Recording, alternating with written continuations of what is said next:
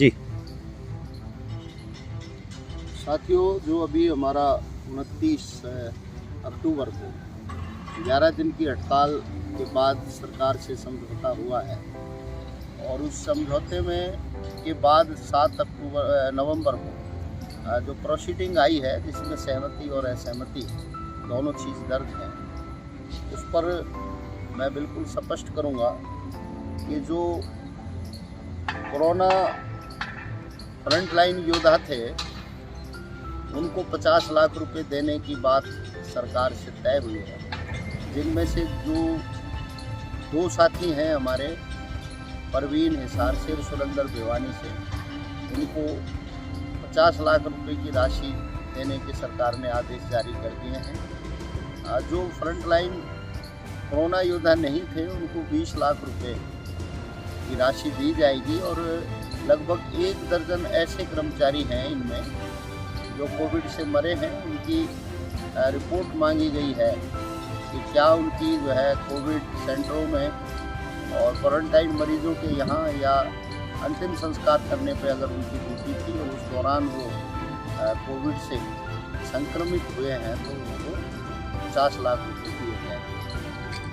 दूसरा, जो फायर के कर्मचारी हैं, उनको 1000 रुपया जोखिम भत्ता और जो उनका वर्दी भत्ता है वो उनके वेतन में जोड़ा जाएगा। अभी तक उनको वर्दी दी जाती थी, जिसमें बार बार शिकायतें आती थी। कभी जूते जो है नकली खरीद लाते थे, कभी वर्दी जो है वो नकली कपड़ा खरीद लाते थे। तो अब उनके वेतन में पैसा जोड़ा जाएगा और उनका जो वेतन देने का जो अधिकार है वो डीएमसी को और सीएमसी को जो है डीडी पावर दे दी गई है। जो 1327 फायर के कर्मचारी हैं जो अनुबंधित आधार पर लगे हैं, उनकी सर्विस की नौकरी की सरकार ने गारंटी करी है कि यदि ये कर्मचारी भर्ती होने के बाद सरप्लस भी हो जाते हैं तो निकट भविष्य में नहीं निकाले जाएंगे।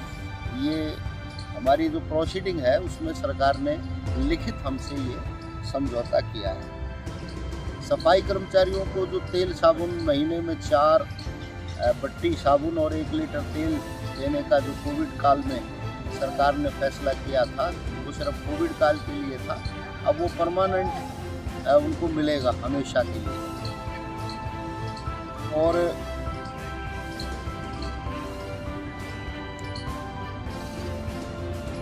वित्त विभाग एवं मुख्यमंत्री से मंजूरी के बाद जो कर्मचारी हैं उनको समान काम समान वेतन की विवेक करवा ली गई है। उनको विद एरियर वो दिया जाएगा। पीछे मुख्यमंत्री जी ने एक सफाई मित्र सभा की थी करनाल में, उसमें उन्होंने सफाई कर्मचारियों की कैटेगरी बना दी और एक भ्रांति हो गई थी कि जो ग्रामीण सफाई कर्मचारियों का एक वेतन तय किया गया, सीवरमैन का एक वेतन तय किया गया और जो शहरी सफाई कर्मचारी हैं उनका 15,000 रुपये तय करते हुए सरकार ने चिट्ठी जारी कर दी। जबकि 15,000 रुपये वेतन वो पहले से ले रहे थे, 1,000 रुपया सफाई भत्ते के तौर पे ले रहे थे और 150 रुपया झाड़ू भत्ता। तो सरकार ने अब इसमें ये तय किया है कि अब इन सफाई कर्मचारियों को 16,000 रुपये वेतन, 1,000 रुपया सफाई भत्ता और 150 रुपया झाड़ू भत्ता दिया जाएगा। ये कुल 17,150 रुपये इनका वेतन है और जो अनुबंधित पर हैं उनको जल्द ही समान काम समान वेतन मुख्यमंत्री से और वित्त विभाग से इजाज़त लेकर दिया जाएगा। नियमित एवं अनुबंधित जो सफाई कर्मचारी हैं उनको 1,000 रुपया स्वच्छता भत्ता के तौर पर भी सरकार ने देने का फैसला किया है। और पालिका परिषद और निगमों में जो अनुबंधित के कर्मचारी वर्षों से लगे हैं उनको नियमित भर्ती के माध्यम से फ्रेश अपॉइंटमेंट करने का भी फैसला सरकार से हुआ है। सरकार 2-2 हज़ार पोस्टें निकाल कर इनको प्रति वर्ष में 5 नंबर, प्रति वर्ष में आधा अंक और अधिकतम 5 अंक इनको देगी। और साथ में जो कार्य करने का अनुभव है उसके आधार पर इनकी नई नियुक्तियां परमानेंट तौर पर की जाएंगी। सभी कर्मचारियों को समय पर वेतन देने का आज बड़ी इस को लेकर के समस्या है, लेकिन अब अगर किसी का वेतन देने का पालिका परिषद पर प्रबंध नहीं होगा तो सरकार उसका प्रबंध करेगी। पालिका के जो अनुबंधित कर्मचारी हैं उनको अभी तक वर्दी और जूता खरीद कर दिए जाते थे। अब उनके वेतन में परमानेंट कर्मचारियों की तरह 440 रुपये को वर्दी भत्ता के तौर पे प्लस धुलाई भत्ता भी उनका वेतन में साथ ही प्रति महीना दिया जाएगा। और इसके अलावा जो अन्य कर्मचारी हैं जैसे ड्राइवर है जिनको वर्दी पहनना आवश्यक है, उनका भी सरकारी कर्मचारियों की भांति वर्दी का जो भत्ता है वो उनके वेतन में जोड़ दिया जाएगा।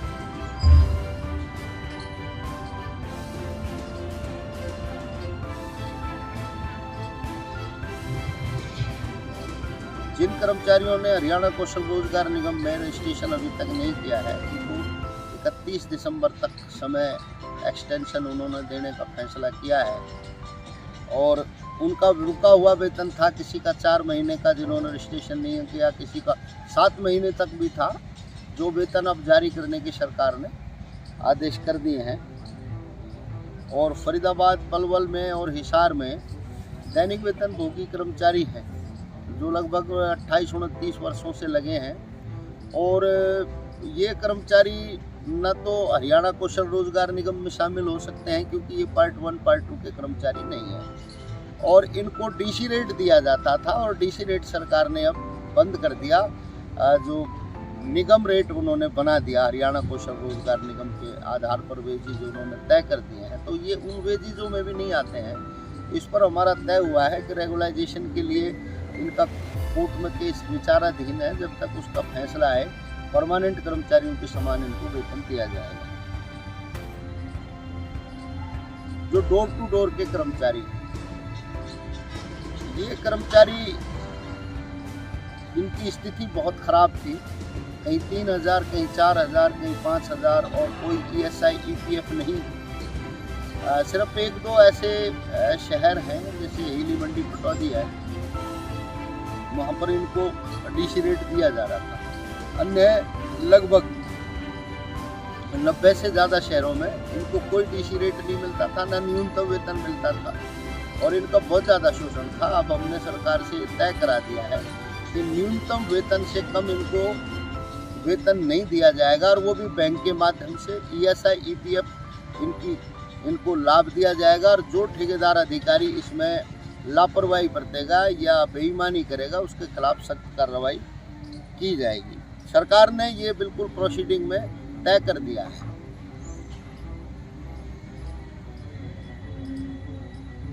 हमने अब तक जो भी हड़ताल करी है सभी का वेतन रिलीज कर दिया जाएगा, चाहे वो हमारी 2 दिन की जो है मई में लीव सामूहिक अवकाश था या हमारी एक नेशनल वाइड हड़ताल थी, उसके अप्रूवल के लिए भी चीफ सेक्रेटरी को केस भेज दिया गया है। और जो हमारी अब 11 दिन की हड़ताल रही है, इस हड़ताल का वेतन भी देने का सरकार ने निर्णय लिया है। प्लस में जो हमारे ऊपर मुकदमे बनाए हैं कुछ शर्तों के साथ उनको वापस लेने का भी सरकार से फैसला हमारा हुआ है। एस ग्रेशिया पॉलिसी में जो सरकार की नियम है कि 5 साल की सर्विस लेंथ, उसको अब घटा करके 2 वर्ष कर दिया गया है। और जो 52 वर्ष की आयु तक मृत्यु होने पर नौकरी मिलती थी, अब इसको 55 वर्ष तक कर दिया गया है, जिसकी मुख्यमंत्री और चीफ सेक्रेटरी से अप्रूवल लेने के लिए जल्द सरकार को केस भेजा जाएगा और उसके बाद इसमें अमेंडमेंट बदलाव किया जाएगा। जो पालिका परिषद और निगमों की सीमाएं बढ़ाई गई हैं, उन सीमाओं को बढ़ने के बाद जो ग्रामीण सफाई कर्मचारी है या चौकीदार है या माली है, माली कम चौकीदार है या आपका ट्वेल ऑपरेटर है, जिनको अभी तक ड्यूटी पर नहीं लिया है उनको ड्यूटी पर लिया जाएगा। और जैसे सफाई कर्मचारियों को निगम रोल पर, पालिका रोल पर लिया जा रहा है, उसी तरीके से इनको भी रोल पर रखने का फैसला हुआ है। और इसके अतिरिक्त भी हमारी कई मांगों पर सरकार से सहमतियां बनी हैं। तो 7 अक्टूबर को सरकार ने प्रोसीडिंग जारी कर दी है और जिन जिन मांगों पर सहमति बनी है लगभग वो फाइलें जो लोकल बॉडी डायरेक्टर है उसने मूव कर दी हैं और वो सरकार में अप्रूवल के लिए गई हैं। जल्द ही इन पे निर्णय सरकार करेगी। अगर सरकार इन पर निर्णय नहीं करती है तो नगर पालिका कर्मचारी संघ हरियाणा बिल्कुल फैसला करते समय ये कह कर के आया था कि अगर आपने इन मांगों को मानने के बाद लागू नहीं किया, जैसे हमारा पिछला अनुभव है, तो नगर पालिका कर्मचारी संघ हरियाणा दोबारा से सरकार के खिलाफ लड़ाई लड़ेगा। और हमारे जो 3 मुद्दे हैं जो नीतिगत मांगे हैं, एक तो ठेकेदारी को बिल्कुल जड़ से ख़त्म करना, जिसमें ऑपरेशनल मेंटेनेंस के ठेके हैं, वर्क आउटसोर्स का ठेका है और अन्य प्रकार के कई ठेके हैं, उनको बिल्कुल ख़त्म करके जो परमानेंट प्रकृति का काम है उसको परमानेंट तौर पर ही सरकारी कर्मचारी स्थायी तौर पर लगा करके करवाया जाना चाहिए। सरकार जो ये नीति बना रही है, घर घर से कूड़ा उठाने के काम को ठेकेदारों को दे करके प्रोजेक्ट बना करके मतलब लोगों को बेरोजगार करने का, ठेकेदारों को गुलाम करने का लोगों को काम कर रही है, ये जो नीतियाँ हैं इसका हम विरोध करेंगे और जब तक करेंगे जब तक ये ठेका ख़त्म नहीं हो जाएंगे। दूसरा, फायर विभाग में जो 2023 फायर ऑपरेटर कम ड्राइवर की भर्ती सरकार कर रही है, इस पर हमारा विरोध है।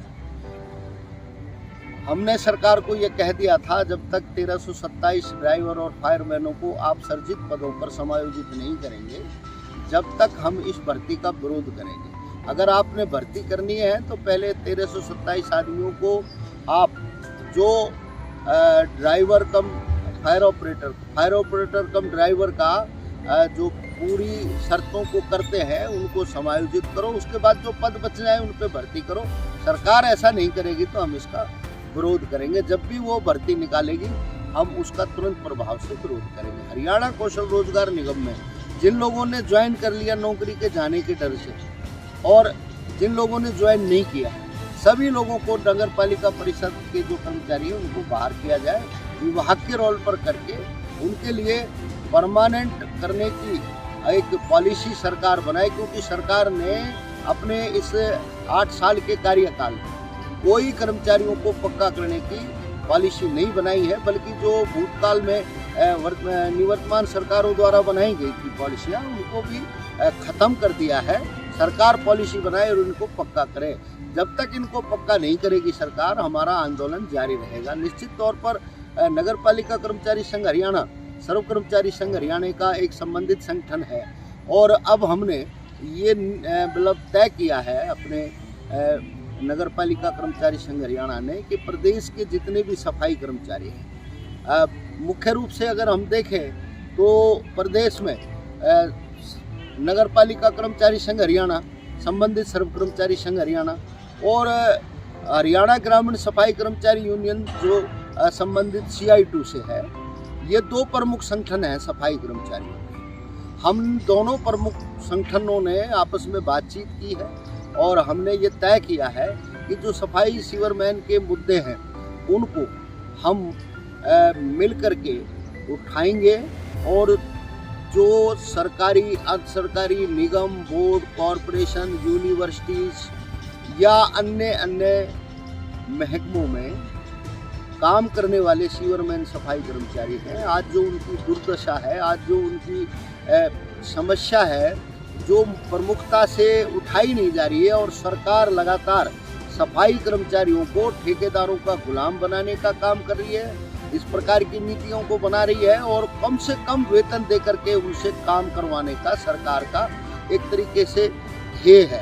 तो उनके अधिकारों के लिए हम एक एकजुटता पूरे प्रदेश में सफाई कर्मचारियों की बनाएंगे और एकजुटता बना करके एक बड़ा आंदोलन सफाई कर्मचारी सीवरमैनों का हम प्रदेश में खड़ा करने के लिए जा रहे हैं, तैयार करने जा रहे हैं। निश्चित तौर पर ये आंदोलन हमारे प्रदेश के जो सफाई कर्मचारी हैं उनके जीवन को बदलने का काम करेगा। जल्द ही हम जो आज संगठित जो सफाई कर्मचारियों के संगठन हैं उनके साथ बैठ करके मीटिंग करने जा रहे हैं। CI2 नगर पालिका कर्मचारी संघ और जहां भी सफाई कर्मचारी अलग अलग तरीके से काम कर रहे हैं, संगठित है, उनको इकट्ठा करेंगे। और जो असंगठित क्षेत्र के लोग हैं, चाहे वो प्राइवेट स्कूलों में, चाहे वो प्राइवेट हॉस्पिटलों में, चाहे वो प्राइवेट कंपनियों में काम करते हैं, चाहे वो अन्य प्रकार के संस्थानों में जो काम करते हैं, मॉल्स में करते हैं, सोसाइटीज़ में करते हैं, इन सबको इकट्ठा करके हम लामबंद करेंगे और इनके जीवन को एक बेहतर बनाने के लिए इनका जो रोजगार है उसको बिल्कुल स्थायी रोजगार के तौर पर सरकार उसको देखे, उसको पक्का करने की सरकार बात करे और इनका जो वेतन है, इनका जो जीवन स्तर है उसमें सुधार करने की बात सरकार करे। अगर सरकार ऐसा नहीं करेगी तो इन मुद्दों को लेकर के प्रदेश में सफाई कर्मचारियों का हम एक बड़ा आंदोलन बिल्कुल तैयार करें।